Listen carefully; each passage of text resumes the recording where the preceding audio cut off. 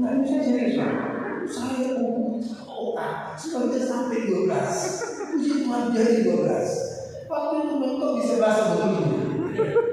Ya, tapi lagi lagi juga tuh ada kejadiannya. Nah, balik ke sini kami juga terjadi proses calon sebuah proses pembelajaran di HKBP. Jumlah kami 11 orang. Kemudian kenapa jadi 12? Saya bilang, saya salah satu dari orang kami. Jadi lebih dari 11. Iya dong. Jadi 11 lah. Nah, yang pertama 01 sampai dengan 06 itu namanya berencana. 01 sampai 06 namanya berencana.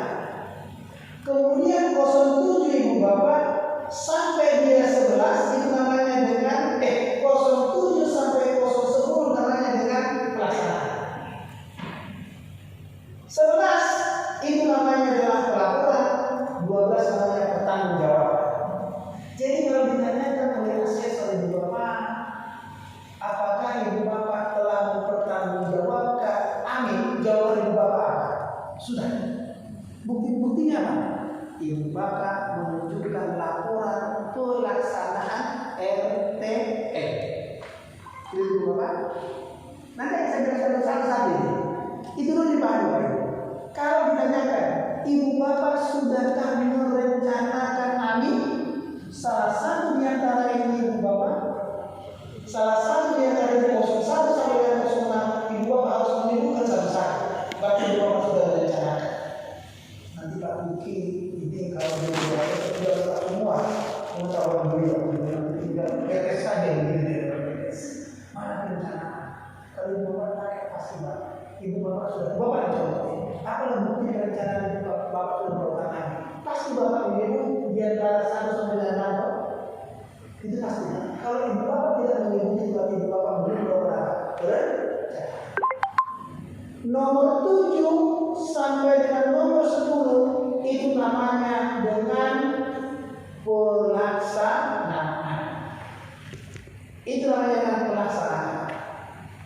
Nomor 11 itu namanya dengan pelaporan, 12 pertanggungjawaban. Kira Ibu Bapak nanti satu-satu saya tidak bacakan. Nanti akan saya mulai satu-satu ya. Sebelum sampai di sini Ibu Bapak, saya mau menyampaikan kepada Ibu Bapak tahapan perencanaannya. Ya, ini dia tahapan perencanaan. Tahapan perencanaan Ibu Bapak yang harus Ibu Bapak atur secara baik adalah yang pertama, Ibu Bapak pastikan dulu Ibu Bapak memiliki kebijakan dan pedoman kami. Ibu Bapak sudah punya? Ibu Bapak sudah punya? Yes. Yang kedua, rencanakanlah tentang TPAMI, kemudian rencanakan tujuannya, rencanakan kebutuhan auditornya, rencanakan jadwal audit. Itulah semua dari Bapak Ibu secara garis besar dari yang 12 tadi ya. 12 tadi itu semua dari sini. Oke, saya mulai dari satu. Ibu Bapak yang pertama, Ibu Bapak pastikan dulu bahwa Ibu Bapak itu telah memiliki namanya dengan dokumen perlu. Namanya Ibu Bapak telah melaksanakan dokumen perlunya. Apakah dokumen perlu yang pertama? Ibu Bapak memiliki dokumen namanya dokumen kebijakan kami. Ibu Bapak ada Ibu Bapak di sini yang sudah pernah nggak kemarin Ibu Bapak melaporkan SPM-nya dengan pelaporan SPM? Pernah ya? Pelaporan apa? SPM di spm.kemdikbud.go.id ya, Pak sudah masuk. Di situ kan ada namanya dengan evaluasi Pak. Maka yang pertama Ibu Bapak masukkan upload data di situ tentang apa? Kebijakan kami. Nah, kebijakan kami Bapak punya enggak? Kalau tidak punya Ibu Bapak nanti tolong dicek.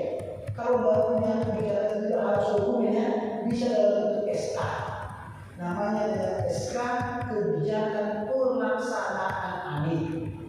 Memperhatikan macam-macam, ya toh, memutuskan menetapkan satu dari auditor. Itu boleh dalam bentuk kebijakan itu dibuat dalam bentuk apa? Dokumen surat keputusan ketua. Ini Bapak ya.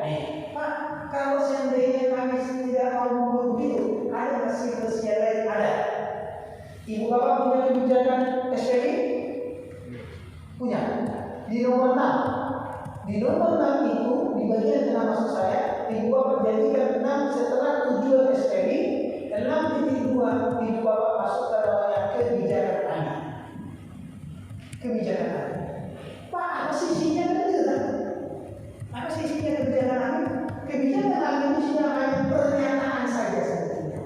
Pernyataan saja.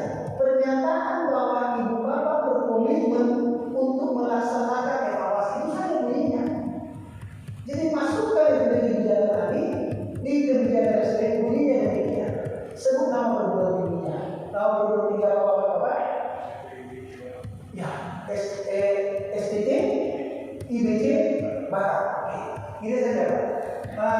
STT, IBC, Batam ya berkomitmen melaksanakan evaluasi pelaksanaan standar melalui kegiatan audit mutu internal yang dilaksanakan secara sistematik, terstruktur, periodik, terdokumentasi dan dilaporkan untuk memastikan ketercapaian pelaksanaan standar. Cukup. Itu saja sudah. Gampang tak? Sampai apa benda ada lagi? Benda ada lagi. Yes. Kita ibu bapak ya, itu namanya kebijakan amin. Cukup itu Pak. Kalau dia akan asesor, ibu bapak ya, mana kalau berpikir kebijakan? Bapak selalu berpikir tuh, setiap dokumen di sana mana dokumen kebijakan? Bapak berpikir bentuknya harus seperti itu tuh. Iya kan? Sama dengan kebijakan. Berarti kalau kita langsung mereka sama, dibuat sekali saja. Bapak ya, tidak nomor 1 Bapak ya. Nomor 2, setiap kebijakan kami ini Bapak harus ya melengkapinya dengan pedoman pelaksanaan. Nah itu harus. Ibu bapak sudah punya? Kalau tidak punya ibu bapak googling ya. Ada pedoman pelaksanaan yang dikeluarkan oleh Kementerian Sdikti pada tahun 2018. Kalau 2019 langsung saja aduk, tinggal ganti covernya pedoman pelaksanaan SPT IBC Batam selesai. Nah, 2 dokumen beres gitu kan ceritanya. Ada Bapak? 2018. Iya, ada Bapak. Ya lanjut. Ini sudah langsung. Nah, berikutnya Bapak Ibu, ada pedomannya harus diikuti dengan SOP-nya. Kalau ini tidak ada SOP-nya Bapak, Bapak mencari dulu sampai datang Jepang 2 kali tidak ketemu lagi. Tidak ada di sana. Yang ada di balik komputer sendiri laptop saya itu ada. Itu ada di laptop saya. SOP terdiri atas SOP perencanaan kami, SOP pelaksanaan kami, SOP pemantauan kami, SOP pengevaluasian kami, SOP pelaporan kami, SOP pertanggungjawaban kami. Itu Bapak Ibu.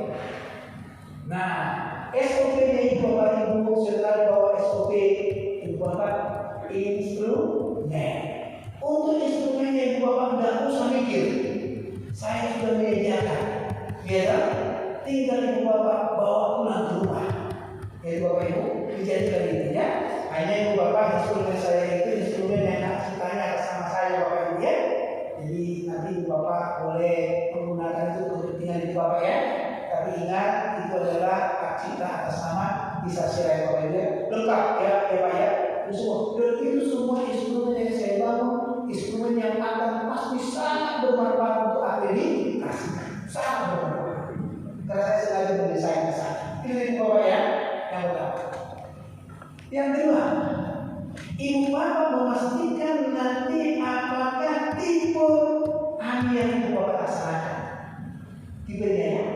Ada 2 tipenya. Satu AMI yang namanya reguler. Satu AMI yang namanya penugasan. Ada 2. Makanya nanti setiap kita mengerjakan AMI itu pastikan Ibu Bapak sedang melakukan yang mana ya. Saya mulai yang pertama dulu. AMI reguler itu artinya bahwa Ibu Bapak melakukan evaluasi pelaksanaan standar itu setelah selesai standar itu dilaksanakan. Reguler. Bapak sedang melakukan evaluasi sumatif. Ibu Bapak, kalau begitu berapa kali kami dilakukan oleh perguruan tinggi? Menurut Ibu Bapak, berapa kali? Minimal 1 tahun sekali. Berapa? Ada peningkatan. Tiap semester, Bapak? Tiap semester, Bapak? Kalau ada peningkatan dia harus dapat habis secepatnya juga. Habis secepatnya, Bapak? 1 tahun sekali. 1 tahun sekali. Ibu? 1 tahun sekali. Ibu? Tiap semester. Semua jawaban Ibu Bapak betul. Tapi kurang tepat. Kenapa? Tergantung kepada standar. Contoh, standar proses pembelajaran tiap semester atau tiap tahun. Semester berapa? Karena kan semester. Standar pengabdian kepada masyarakat semester atau tahunan? Ya, tahunan. Semester benar dua-duanya tergantung kepada bunyi pernyataan isinya. Kalau bunyi pernyataan isinya demikian, Kepala LPPM bersama dengan Ketua Program Studi berkewajiban memastikan setiap dosen melaksanakan paling tidak 1 judul PKM setiap 1 semester. Tapi saya evaluasi ya. Makin benar Bapak Ibu. Kalau seandainya tidak ada peningkatan setelah dikendalikan, dia ditingkatkan, sudah ada peningkatan kan seharusnya dicek dengan AMI lagi Pak, seharusnya PPI ini lagi. Nah, jadi konsepnya kalau tadi Bapak sebutkan itu konsep dengan prinsip yang dikerjakan oleh akreditasi. Pak Fikri ini tugasnya di sana EBB, ini Bapak ya, EBB. Tugasnya kita PPEBB, KP. Nanti Bapak Kapinya sekarang ya, terus ingat Pak Kapinya sekarang. Kalau Bapak sana EBB, Bapak tadi betul setelah ditingkatkan harus ditetapkan dulu dong. Saya rasakan dilaksanakan baru dievaluasi betul. Tetapi evaluasi yang tidak masuk di sini setelah standar itu selesai dilaksanakan. Kalau dia sudah ditingkatkan, harus ditetapkan menjadi standar baru, dilaksanakan standar baru itu nanti kita evaluasi lagi. Gitu. Persis. Ibu Bapak, berikutnya lagi sekarang. Kalau demikian, prodi itu, prodi yang berbeda. Prodi itu kapankah kita audit? Itu dulu Bapak. Tergantung kepada standar kompetensi lulusan. Ibu Bapak kompetensi lulusan semester atau setiap tahun. Tergantung pernyataan isi Ibu Bapak itu clear. Standar proses wajib harus 1 semester. Standar penilaian wajib harus 1 semester. Suasana akademik bisa 1 tahun. Pengintegrasian 1 semester. Gitu. Standar monitoring dan evaluasi wajib harus 1 semester. Berarti prodi itu paling tidak kita evaluasi setiap semester. Pak boleh tidak setiap tahun? Boleh. Ketika Ibu Bapak mengevaluasi teori 1 kali 1 tahun, yang Ibu Bapak evaluasi pencapaian dia diganti dan digenap. Kita Ibu Bapak, LPPM, kapan Ibu Bapak audit?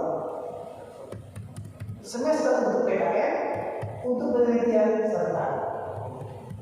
Publikasi tergantung Ibu Bapak. Biasanya 1 publikasi 1 tahunnya pada 1 tahun. Perpustakaan.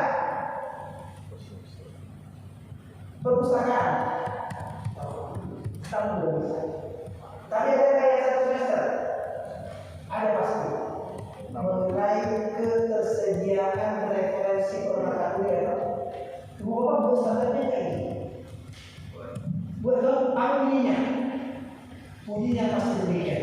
Kepala perpustakaan bersama dengan wakil rektor 1 berkewajiban memastikan setiap mata kuliah memiliki paling tidak 2 judul referensi. Ini pasti Bapak punya nggak itu?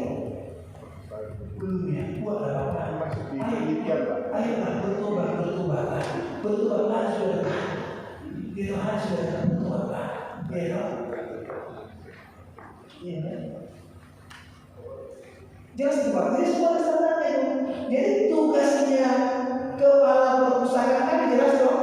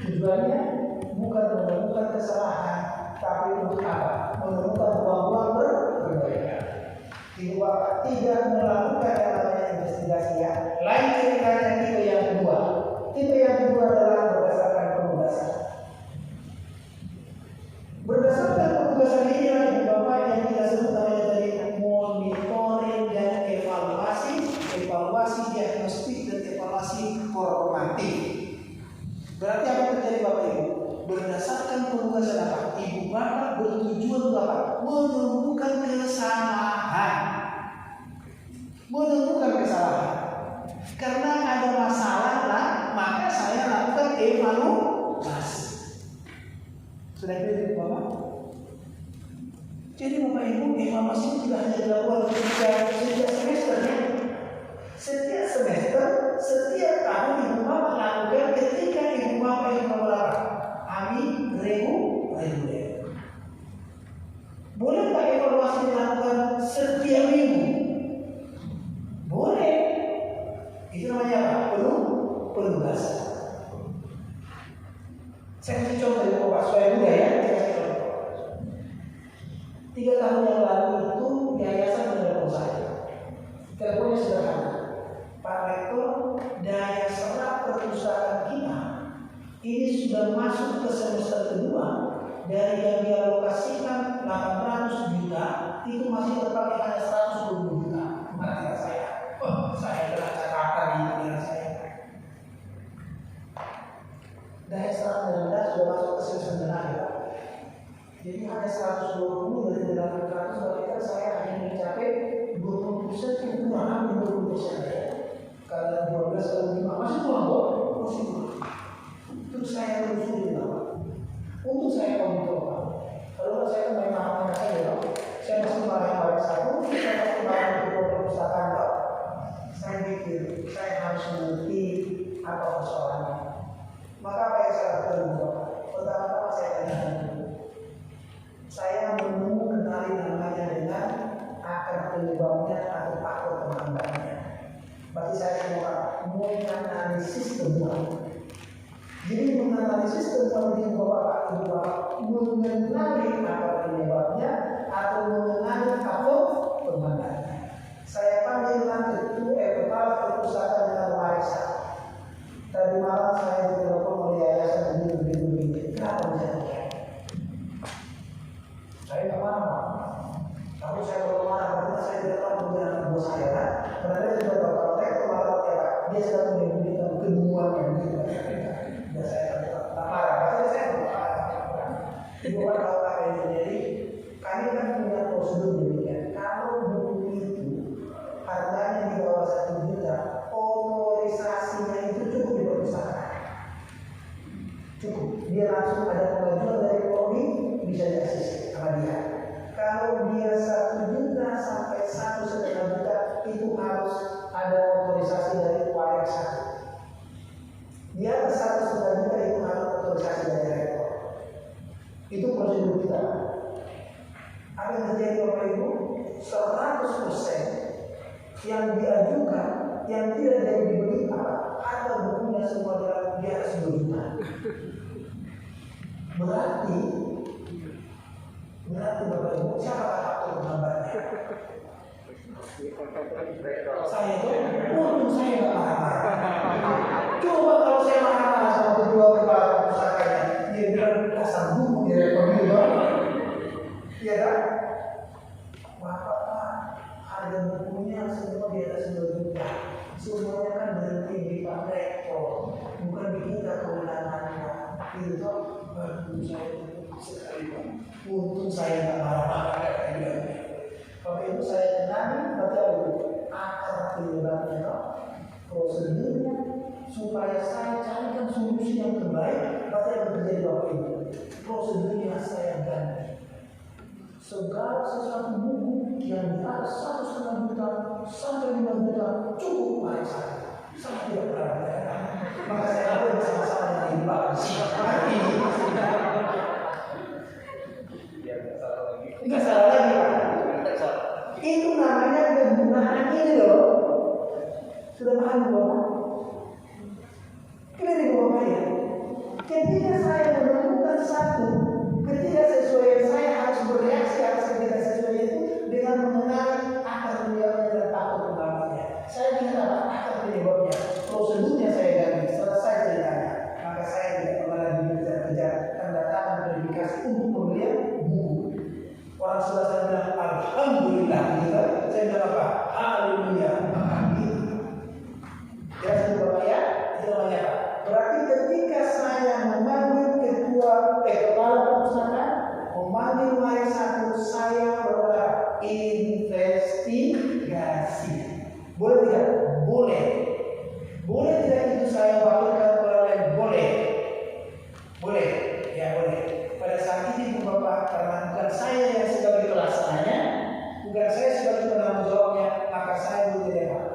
auditornya.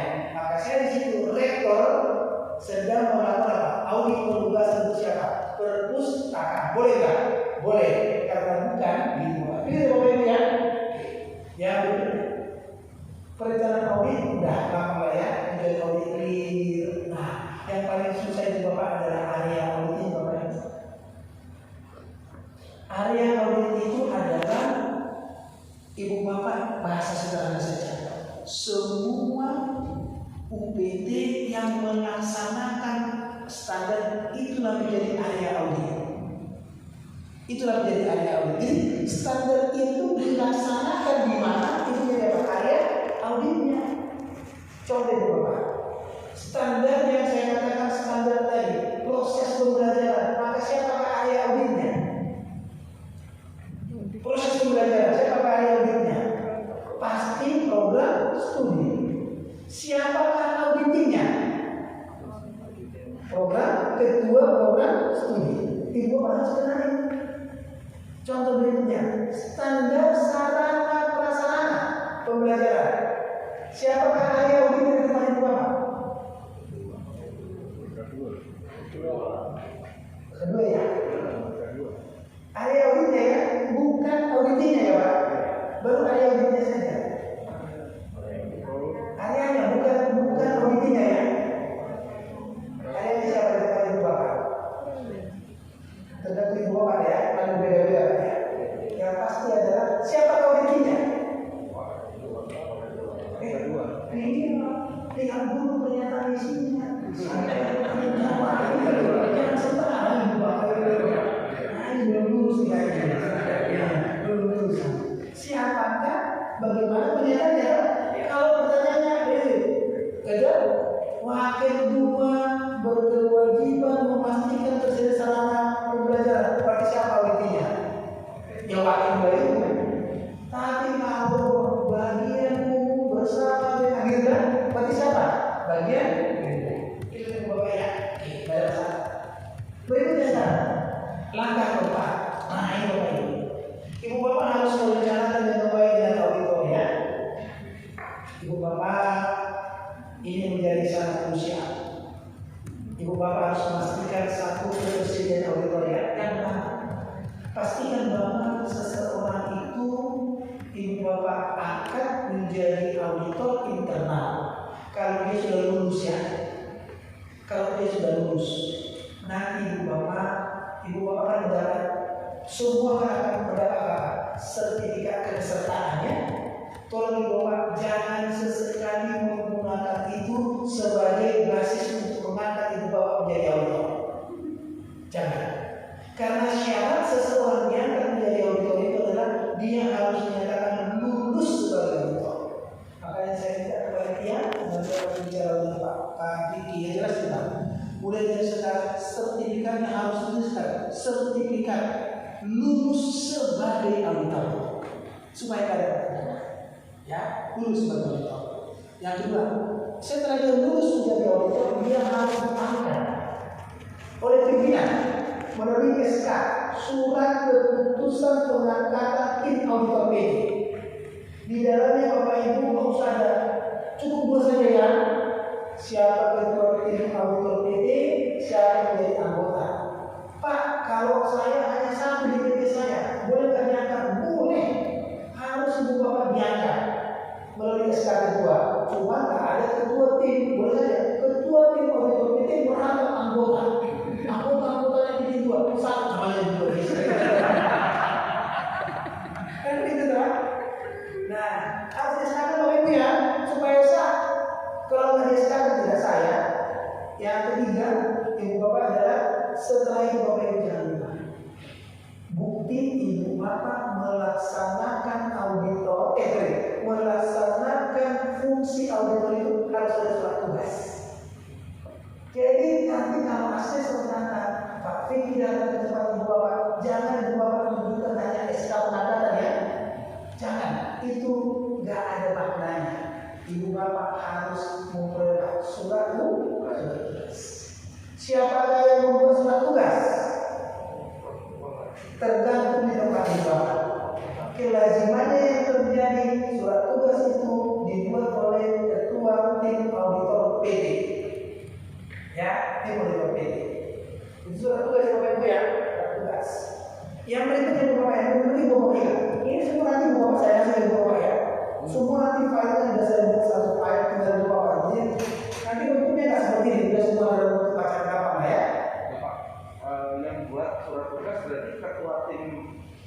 auditor PT. Paling tidak ya. Hah? Ya berarti dia sendiri menugaskan diri sendiri. Ya, saya beberapa waktu yang lalu, beberapa tahun lalu, saya pernah bingung Pak. Saya kan rektor, saya dituntut oleh universitas negeri lah, yang besar. Itu juga menurut saya. Saya harus membahas surat mereka supaya diakukan sebagai bagian dari pekerjaan mereka dan supaya dapat honor kan. Maka saya bahas sendiri, saya menugaskan kisah lain. Yang menugaskan itu rektor IBK, jadi kisah lain itu kan. Terus saya tanya, boleh lebih boleh Pak? Karena Bapak rektornya nggak mungkin dong Pak pada saat menugaskan berapa itu lebih kurang ajar juga. Iya, udah apa? Silakan Bapak Ibu ya.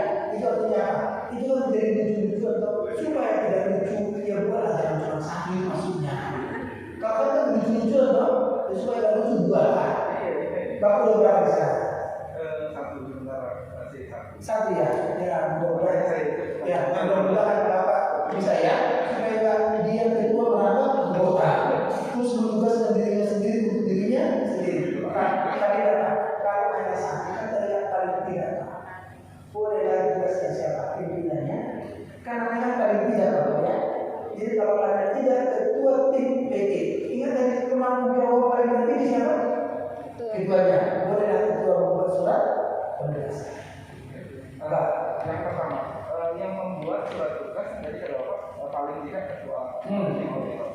Tapi bukankah dalam hal ini yang memutuskan untuk melakukan auditor yang meminta tadi kan ada bapak kliennya gitu adalah ketua Yes. apa dalam hal ini ketua PT. Yes. Berarti kan harusnya yang membuat penugasan ketua PT itu. Ya, gitu. Ketua SCT itu meminta LPM untuk melaksanakan AMI. Betul. Melaksanakan AMI ya? Ya. Melaksanakan AMI. Untuk yang menugaskan siapa yang melaksanakan AMI? Oh, ya. Itu Bapak Ibu ya. Yes. Ya memang Bapak kalau mau ini harus suka suara kalau ya saya itu wajar lah. Satu lagi Pak. Monggo. Kemudian kalau misalnya di dalam PT, di dalam PT itu kurang hanya Kurang. Yes. kan tadi kata Bapak kalau katakanlah AMI begitu ya, kalau dalam bicara dalam bentuk AMI maka sebetulnya boleh yang lain sepanjang standarnya adalah standar institusi bersangkutan. Nah, andai kata kemudian ini beda institusi, beda saya sama apa, beda institusi. Karena bisa cuma satu, saya pikir nanti kerjanya berat, saya minta tolong dia bisa nggak? Sangat boleh. Oh, oke. Iya, karena saya kami yang berkorban berat. Kalau kamu berkorban berat ya sudah, jangan kamu sendiri. Boleh. Saya sering Pak. Saya sering diminta gitu loh Pak. Saya sering diminta. Cuma kadang-kadang mereka menjadi apa ya? Menjadi segan loh minta saya gitu loh. Banyak di daerah-daerah itu minta dari mana-mana. Makanya Bapak kami ya. Kalau gitu berarti siklusnya harus sampai selesai Pak. Kalau saya minta bantuan dia, berarti sampai dia membuat laporan. Ya. Oh, Saya penugasannya berarti memang harus selesai, walaupun dia di luar. yes. Sekarang tanya, siapa yang memberikan surat tugas? Dari ketua. Nggak tahu sudah itu dia. Ketua AMI. Ketua AMI. Ketua. Iya. Jangan dari dia ya. Dari Bapak ini dari pimpinannya hanya memberikan surat izin dia menjadi auditor di sini. Tapi penugasan dia menjadi auditor di sini harus datang dari teman Bapak. Itu Bapak Ibu ya. Berikutnya lagi. Ini Bapak semua dari sini sudah dibaca. Berikutnya Bapak, berapakah lama periode seseorang auditor itu? Iya dong, harusnya itu dong. Jangan semua itu dong. Iya. Ya, paling tidak 1 menit. Ibu apa berapa? 5 tahun? 4 tahun?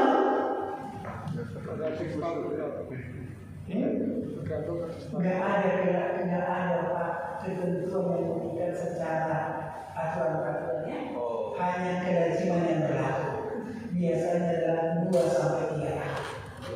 Maka nanti Bapak di SK keputusan dari ketua itu dituliskan ya, periode seseorang itu menjadi auditor internal periode tahun ini sampai tahun ini. Setelah itu Bapak Ibu, dia harus melakukan pelatihan ulang ya. Tapi tidak perlu harus melatih seperti ini, tidak perlu. Karena sertifikat kelulusan di Bapak itu berlaku seumur hidup Bapak Ibu. Tetapi pengakuan itu diperluas di Bapak diakui ya misalnya ya. Maka nanti saya sarankan adalah setiap 3 tahun misalkan, ketika mereka mau di SK kembali harus lakukan pelatihannya. Tapi bukan pelatihan untuk kelulusan tidak. Kelulusan. Kalau tempat saya iya, tes sekali. Kalau tempat saya tes sekali. Jadi makanya kami bahwa tahun lalu itu kami akan mengangkat periode yang baru, kepala FPM-nya yang lama ternyata tidak lulus. Tapi dia tidak lulus untuk diangkat ya Pak ya. Tapi dia sudah punya sertifikat kelulusan Bapak. Ya ini Bapak ya. Bukan Bapak pengakuan bagaimana kan pengakuan sebagai auditor adalah Bapak kan Periode. sertifikat. Nah kalau kasusnya di tempat Bapak kan LPM-nya gagal sertifikasi. Yes. Berarti apakah dia boleh mengaudit atau tidak boleh? Karena dia tidak saya angkat menjadi auditor, tetapi dia tetap menjalankan peran dan fungsinya sebagai koordinasi dengan ketua TPD untuk memastikan keterlaksanaan tapi dia tidak boleh menjadi auditor. Nah tapi kan pengakuan sertifikasi aminnya tetap berlaku. Andai kata kemudian misalnya dari kampus lain minta dia karena dia punya sertifikasi untuk mengaudit tempatnya, tetap berlaku dong? Tidak. Karena kalau dia akan menjadi auditor dari jadi Bapak Ibu, sertifikat kelulusan Bapak Ibu ini adalah hanya jembatan untuk diangkat menjadi auditor internal. Ibu Bapak baru boleh menjalankan perannya menjadi auditor jika Ibu Bapak sudah diangkat menjadi auditor, bukan bonusnya itu. Sudah ada Ibu Bapak ya, Pak boleh nggak Ibu Bapak nih, Pak? Nanti ketua kami boleh nggak mengangkat saya tidak lulus, boleh nggak? Boleh, terus kami bilang Pak, iya Pak, iya Pak. Hanya kelazimannya pimpinan mengangkat seseorang yang lulus loh. Kalau nanti Bapak tidak lulus, kayak kemarin saya bilang Pak, saya mereka khusus undang saya, itu cuma tidak dapat pikir. Rektornya itu ingin belajar SMI, belajar dia katanya 3 bulan di saluran itu saya. Terus dia minta semua wahai yang belajar juga. 4 bulan mereka mengerti itu sudah panggil saja gurunya ke sini. Iya Pak, terus saya dipanggil ke sana mereka dipanggil. Saya ajarin mereka sampai ke Andi. Saya bilang, ibu sudah punya auditor internal, sudah Pak. Berapa orang? 25 orang. Senang saya. Tetapi kenapa ya atasnya C semua ya? Aku juga bingung ya. Saya bilang, Pak, Ibu, ini yang Ibu Pak angkat ini semua mereka dinyatakan lulus dari yang mana? Enggak ada yang bilang, saya angkat saja. Boleh Pak, boleh, tapi nggak diakui. Silakan diangkat, silakan. Ada boleh Bapak angkat yang tidak layak itu angkat saja, monggo. Tetapi kalau saya sudah nggak diakui.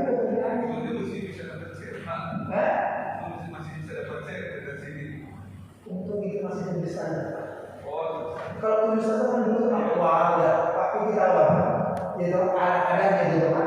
Kalau sekarang masih ada. Silakan Bapak. Tetapi nggak diakui ya Pak. Iya saja. Terus tadi kata Bapak kan setelah periode tertentu harus mengikuti pelatihan. Yes. Pelatihannya. Refreshing saja. Refreshing saja. Yes. Iya. Seperti bulan lalu saya ke Politeknik Negeri Banjarmasin sama kembali Bapak, mahal saya itu hanya Pak. Mereka mau mengangkat kembali auditornya. Ya, saya diundang lagi. Oke, Ibu Bapak clear ya. Terakhir di sini Bapak Ibu. Nah, kalau jelas pokoknya perencanaan jadwal ini pastikan nanti Bapak Ibu ya, pastikan Ibu Bapak sudah ada hariannya, kapan dilaksanakan, siapa yang mau jadi, apa yang itu pastikan Ibu Bapak ya. Itu perencanaan yang harus Ibu Bapak pastikan.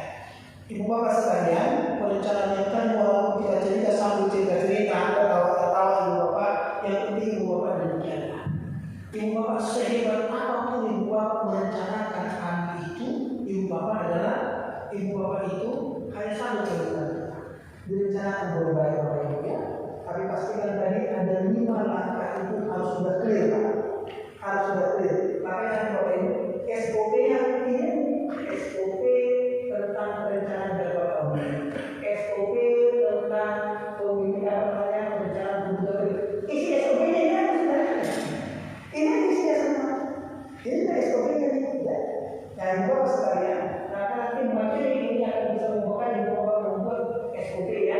Dan ini nanti sebulan bapak ibu yang mau saya sampaikan dari mana sebelum kita langsung praktek untuk audit dokumennya ya. Ada 1, 2, 3, 4, 5, 1, 2, 3, 4, 5 namanya. Saya hanya mau ibu bapak membaca yang nomor 6 terakhir dan itu menjadi kesimpulan dari perencanaan. Ibu bapak bisa membaca? Bisa ya? Yuk kita baca sama-sama. 1, 2, 3. Kami dapat berjalan dengan baik.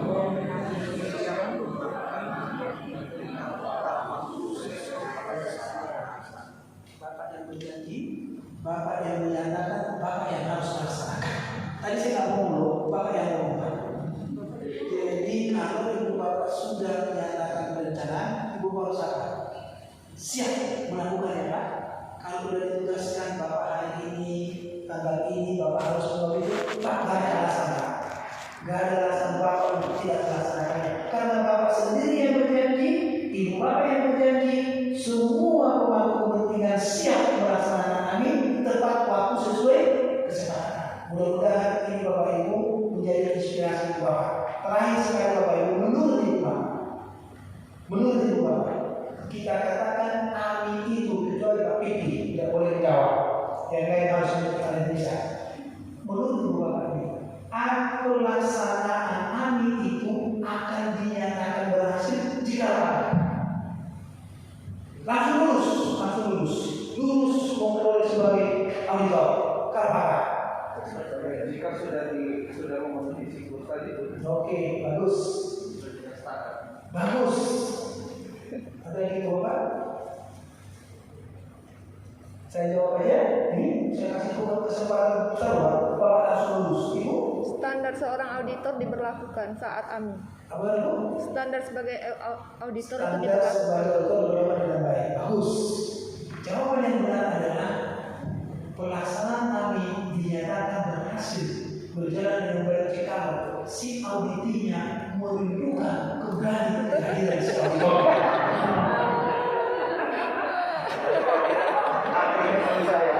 Iya Pak.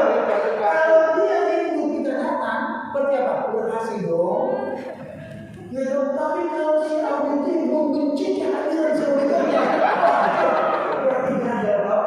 Makanya selalu saya katakan ibu bapak, kalau ibu bapak ya, jangan amin ini dilaksanakan menjadi merusak tadi siapa lagi antara si auditor dengan si auditor. Lebih baik dari ahli Pak.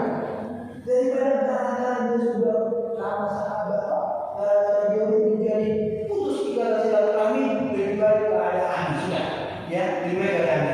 Jadi ibu bapak ya, pelaksanaan kami dinyatakan berhasil berjalan dengan baik kalau si auditi menentukan kembalinya siapa? Si auditornya. Amin. Nah, amin.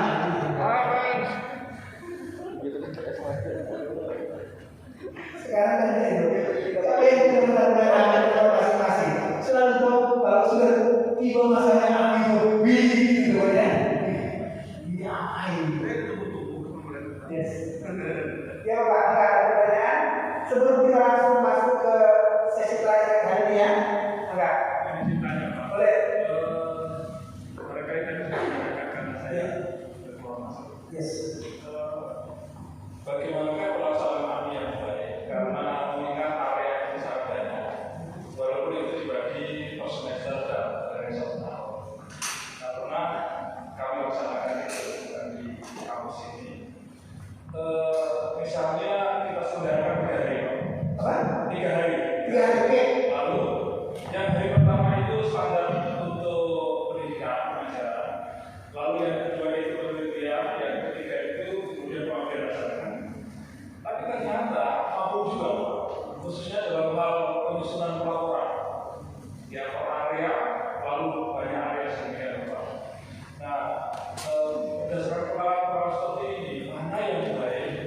dan juga sesuai untuk nanti ketika ada akreditasi. Apakah hanya mengambil beberapa area saja sesuai dengan prioritas, apakah memang harus semua diaudit sedemikian rupa? Karena begini Bapak, ketika kami lakukan semuanya itu memang kami puas karena semua bisa dilihat, tapi ternyata dalam pelaksanaannya itu begitu sulit sekali. Kelebihan lain kalau dilakukan semua ketika ATM itu juga bisa komprehensif sedemikian rupa. Namun sekali lagi ternyata dalam praktiknya itu perlu energi dan juga auditor yang berbeda. Demikian pertanyaan saya, terima kasih. Jadi ibu bapak sekalian begini Bapak ya, alangkah indahnya sesuai dengan ketentuan peraturan itu setiap standar yang ditetapkan itu dilaksanakan dan harus dievaluasi. Itu adalah esensi pokoknya Pak. Pak, bagaimana kami bisa melakukan itu kalau contoh di tempat Bapak? Pak, kami hanya satu auditornya. Ya kan? Hanya satu auditornya. Kan tidak mungkin Pak. Tidak mungkin. Oleh karena itu, yang paling banyak adalah berbanyak auditornya. Berbanyak auditornya. Berbanyak orang-orang yang diikutsertakan perhatian dan lulus. Supaya semakin banyak auditornya, kita semakin mudah. Saya kasih sertifikasi sedikit. Satu area audit itu, kalau dia diaudit satu standar, paling lama 2 hari. Paling lama 2 hari. Sampai mengclosing temuan-temuan yang sifatnya adalah observasi. 2 hari.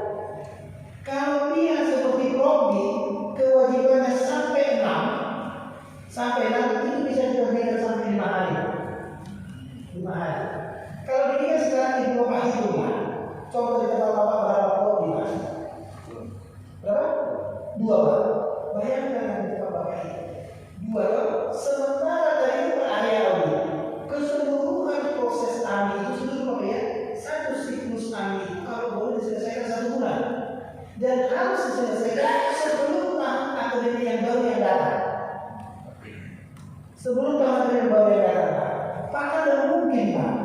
Kami hanya punya satu auditor semua. Maka kita katakan apa? Itulah namanya ibu bapak.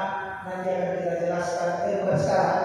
Ibu bapak mungkin pernah melihat YouTube saya namanya dengan audit mutu internal berbasis risiko. Kita hanya akan mengaudit area-area audit yang kemungkinan besarnya berisiko Bapak. Artinya apa? Area-area audit di mana standar itu kemungkinan besar akan sering terjadi ketidaksesuaian. Itulah yang kita audit. Contoh misalkan, ibu bapak pasti kita cek. Kan tadi LPM itu bertanggung jawab atas 8 standar. 8 standar. Atau bapak coba LPM, ada Pak bingung Pak. Kok misalnya ada berapa? 7 standar. Coba kita cek Pak. Di manakah dia kemungkinan saya harus fokus mengevaluasinya? Satu pasti di standar kurikulum. Pasti relatif Bapak Ibu dinamikanya tidak terlalu banyak. Oke, itu tidak perlu fokus. Tetapi standar proses pembelajaran kemungkinan timbul risiko jauh lebih banyak daripada yang lain. Jelas Bapak ya. Bagaimana kita mengukur industri yang mengajar sesuai dengan bagaimana SKS atau tidak? Perlu itu fokus Pak. Standar penilaian. Berarti ini kan akan kita lakukan nanti prosesnya ke semester, tapi hanya apa? Bapak kalau penilaian itu standar penilaian apa sih yang ibu bapak audit? Harus kita dulu. Audit yang pertama ibu bapak adalah kepatuhan mereka atas kedalaman dan keluasan soal UTS dan OAS-nya terhadap CPNK itu clear. Itu harus diaudit. Caranya seperti apa? Ibu bapak pastikan ketika ibu bapak membuat soal, ibu bapak setiap soal yang ibu bapak susun itu harus jelas dia akan menunjukkan CPNK yang berapa. Misalnya soal nomor 1, CPNK 2. Berarti apa? Saya akan membuat soal dengan sub CPMK 2, sub CPMK saya juga sub CPMK 2. Maka saya katakan di sini, sub CPMK 2 Pak, mahasiswa mampu menjelaskan, maka bentuk soal saya harus menjelaskan. Jangan begitu. Sudah pilih Ibu Bapak? Itu harus diambil. Kalau Ibu Bapak merasa selama itu budaya itu sudah terbentuk dengan baik dan sudah dimonitoring oleh si sistem, kalau kita jelas Bapak, kalau itu belum ada, belum dituliskan, soalnya pasti tidak akan diverifikasi oleh Kapolri, itu clear. Saya tidak perlu audit itu, karena sudah pasti lolos uji dulu baru masuk diverifikasi. Kalau dia sudah diujikan, berarti sudah clear di situ Pak. Itu tidak perlu. Nah, Pak, oleh karena itu Bapak, saya katakan itu adalah dikenali dulu area auditnya, dikenali kedalaman dan keluasan standar yang akan diaudit, baru ditentukan berapa lama di situ Pak. Berapa lama di situ. Maka di podium 3 sampai 6 itu bisa saja sebetulnya Ibu Bapak hanya mengerjakan 3 hari. Karena Pak, akan ada beberapa standar yang sebetulnya Ibu Bapak tidak perlu audit, karena sebetulnya sudah ada dari sistem. Sebetulnya saya katakan dari Bapak Ibu ya. Contoh, pasti sebulan penelitian, Ibu Bapak kan pasti akan mengaudit apa? Kepatuhan dosen untuk melaporkan hasil penilaian Pak. Pasti Bapak Ibu kan? Nah jelas Pak, kalau di tempat kita clear, setiap dia melampaui 4 minggu pasti bilik dia kadang-kadang melaporkan itu berdasarkan online semua Pak. Pasti sudah terkunci jadinya, sudah di close sudah di close itu. Jadi jangan coba-coba kita memasukkan nilai lebih dari 4 minggu setelah ujian kita itu pasti sudah di close biliknya kita. Kalau dia di close pasti akan dipanggil oleh si itu nggak perlu lagi kita monitor. Kita tinggal namanya memonitoring dan mengendalikannya. Itu Bapaknya. Jadi tidak ini Pak, berarti tidak semua standar, tetapi lihatlah standar-standar yang mana yang harus diberi prioritas. Kalau auditornya sedikitnya, tapi kalau auditornya banyak ya semua saja boleh, silahkan. Hanya Bapak saya selalu sampaikan, AMI itu sudah harus selesai sebelum tahun akademik baru dimulai, dan Ibu Bapak sudah harus menyelesaikan AMI sebelum Ibu Bapak melakukan rapat kerja tahunan. Itu saja. Ya nanti kita lihat bagaimana RTM-nya besok ya. Clear Ibu Bapak ya. Yang terakhir Bapak, kita Ibu Bapak nanti Ibu Bapak berpraktek itu tidak perlu harus di sini. Ibu Bapak boleh di mana-mana ya. Nah, saya hanya memberikan panduan prakteknya nanti Ibu Bapak silahkan. Ibu Bapak sudah bagian tugas ya. Sudah ada kelompoknya Pak ya. Silakan Bapak di kelompoknya sudah ada belum? Belum Bapak, karena kemarin belum ada kepastian apakah semua akan hadir. Tetapi kelompok-kelompok yang Bapak sampaikan itu sudah ada, tinggal memasukkan. Oke, baik. Kalau demikian Ibu Bapak bolehlah sekarang Ibu Bapak ya menghitung diri dulu 1 sampai berapa hadir semua pesertanya Bapak?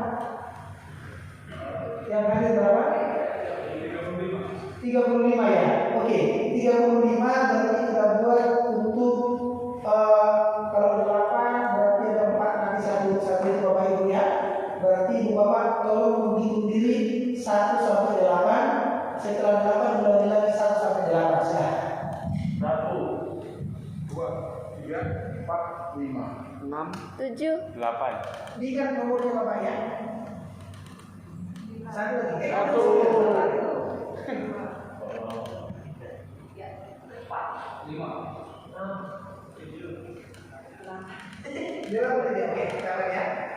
1, 3, 4, 5, 7, 8. oke. 2, 5, 7, 8 ya. Terus 3. Pas 35. Berarti Ibu Bapak yang namanya tadi Ibu Bapak menyebut nomor 1, Ibu Bapak itulah kelompok 1 ya. Yang menyebut nomor 2 itu kelompok 2. Oke. Silakan Bapak pembagian tugasnya. Standar berapa, kelompok berapa,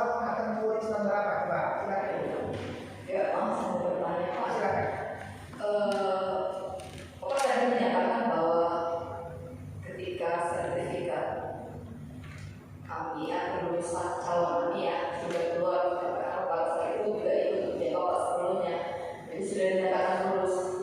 Lalu kita ikut kembali, berarti nanti ikut ujian lagi, keluar sertifikat lagi atau gimana? Itu tadi kalau ibu sudah lulus, kemudian sudah diangkat, mau diangkat kembali setelah periode habis ya? Periodenya masih. Hah? Yang dari STT dari sekolah kita kan itu masih audit kalau kita. Ya itu nggak usah perlu. Jadi katakan gini, ibu lulus nih ya, kan nanti kembali nih, berarti akan ada pengangkatan ibu untuk periode 2022-2025. Berarti sepanjang itu ibu bapak menjadi auditor internal.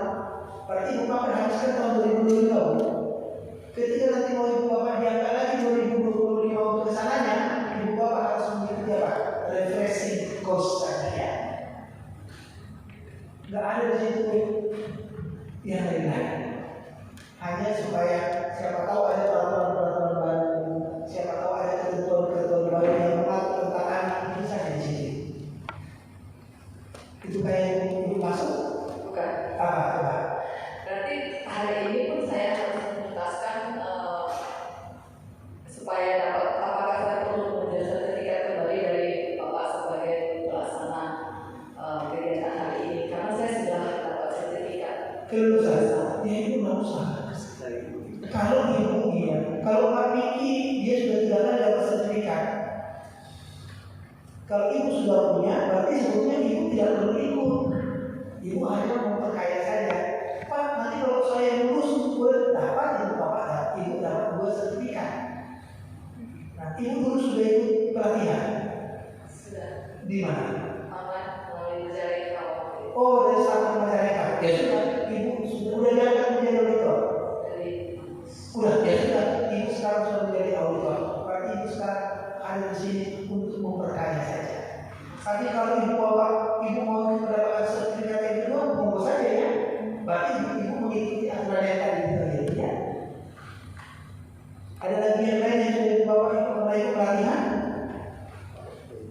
Semua masih baru ya. Oke, ini ibu jawabannya ya.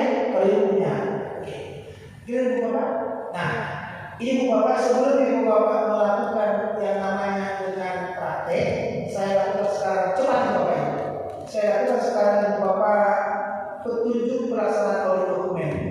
Yang pertama ibu bapak, audit dokumen itu analoginya sama dengan asesmen kecukupannya, itu saja ya.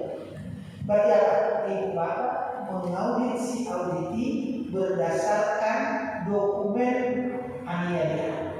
Apa dokumen aniaya? Itu adalah semua bukti laporan yang menyatakan bahwa dia telah melaksanakan standarnya. Pak, besok kita akan melakukan audit lapangan ya Pak. Tadi sudah kita bagi, maka ibu bapak yang akan ibu bapak audit adalah area audit yang bertanggung jawab untuk melaksanakan standarnya. Kami sudah merancang standar yang akan ibu bapak audit. Boleh bapak disampaikan? Baik, terima kasih Pak. Jadi kelompok 1 itu objek auditnya standar kompetensi lulusan untuk S1 teologi. Yang kedua, kelompok 2 itu standar isi pembelajaran prodi S1 PAK. Kelompok 3 itu standar proses pembelajaran untuk prodi S2 PAK. Kemudian kelompok 4 standar penilaian pembelajaran untuk prodi manajemen gereja. Kelompok 5 standar dosen dan tenaga pendidikan, ini bagian personalia. Kemudian kelompok 6 standar hasil penelitian, ini bagian penelitian atau LP2M. Kemudian kelompok 7 standar perpustakaan, area auditnya perpustakaan, auditinya adalah kepala perpustakaan. Kemudian standar mahasiswa itu bagian kemahasiswaan, kepala bagian kemahasiswaan. Terima kasih. Itu adalah standar yang akan ibu bapak audit, dan itulah ibu bapak area auditnya ya. Maka nanti ibu bapak pertama-tama, ibu bapak nanti harapan kita dari audit dokumen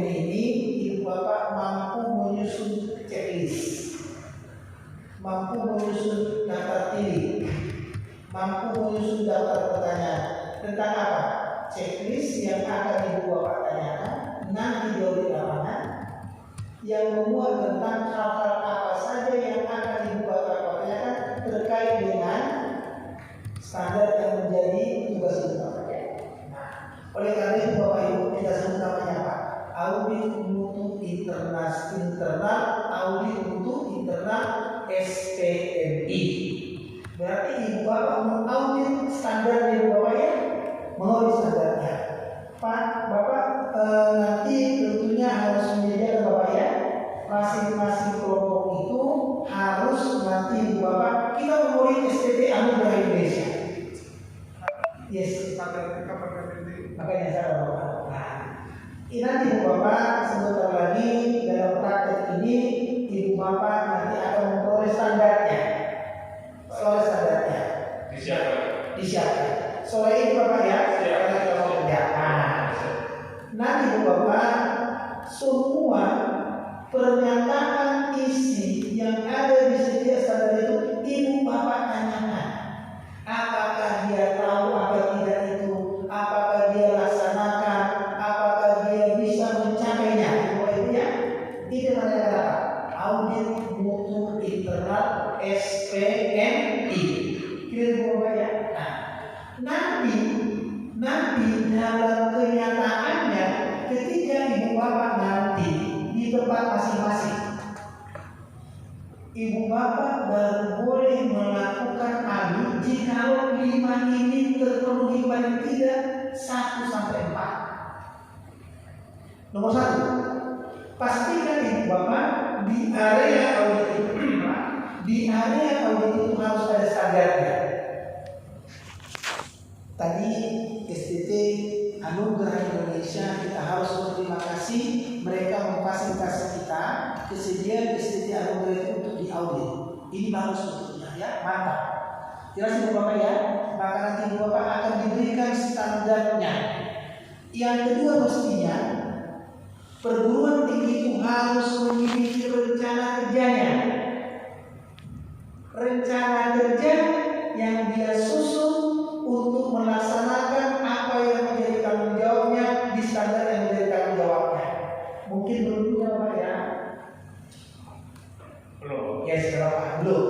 Nanti praktiknya dibiasakan itu Bapak ya. Berikutnya, setelah itu dilaksanakan, selama pelaksanaan harus dimonitoring.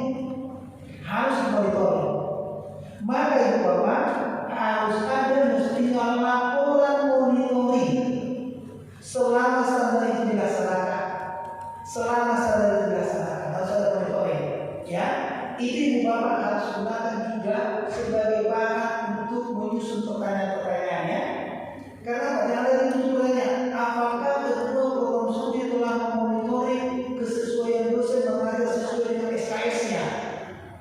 Kalau tidak ada laporan monitoringnya, maka ibu bapak sah menanyakannya. Ini ibu-bapaknya. Tapi kalau sudah ada, nanti tinggal membuktikannya di lapangannya. Yang berikutnya 4, laporan realisasi RKS dan RKT. Itu laporan kinerja. Kira-kira ada apa? Laporan tahunan.